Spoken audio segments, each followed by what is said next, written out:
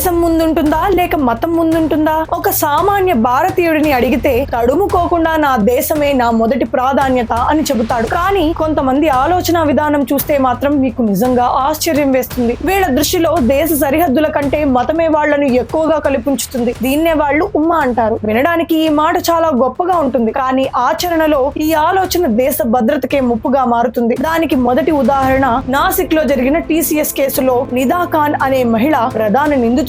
ఆమెపై లైంగిక వేధింపులు, మత మార్పుడులకు పాల్పడిందనే తీవ్రమైన ఆరోపణలున్నాయి. పోలీసుల నుంచి తప్పించుకు తిరుగుతున్న ఆమెకు ఆశ్రయం ఇచ్చి కాపాడింది ఎవరో తెలుసా? AMIM పార్టీకి చెందిన కార్పొరేటర్ మతీన్ పటేల్. అంటే చట్టం కన్నా న్యాయం కన్నా తన మతానికి చెందిన నిందితురాలిని కాపాడటమే అతనికి ముఖ్యమైంది. రెండవ ఉదాహరణ ఇంకా భయంకరమైనది. కాశ్మీర్ లో ముష్కూర్ అహ్మద్ అనే ఒక ప్రభుత్వ ఉపాధ్యాయుడు జైషే మొహమ్మద్ అనే ఉగ్రవాద సంస్థకు చెందిన కమాండర్ కు తన ఇంట్లో ఆశ్రయం కల్పించాడు. జీతం మన ప్రభుత్వానిది, కానీ విధేయత మాత్రం ఉగ్రవాదులకు. కారణం మళ్ళీ అదే మతం. ఈ ఆలోచన విధానం యొక్క చివరి రూపం ఎలా ఉంటుందో చూడండి. భారతదేశంలో పుట్టి ఇక్కడ గాలి పీల్చి ఇక్కడి నీరు తాగి పెరిగిన ఒక మహిళ భారత్ కి వచ్చే పెట్రోల్, గ్యాస్ అంతా మా ఇరాన్ దేశం నుంచే వస్తోంది అంటోంది.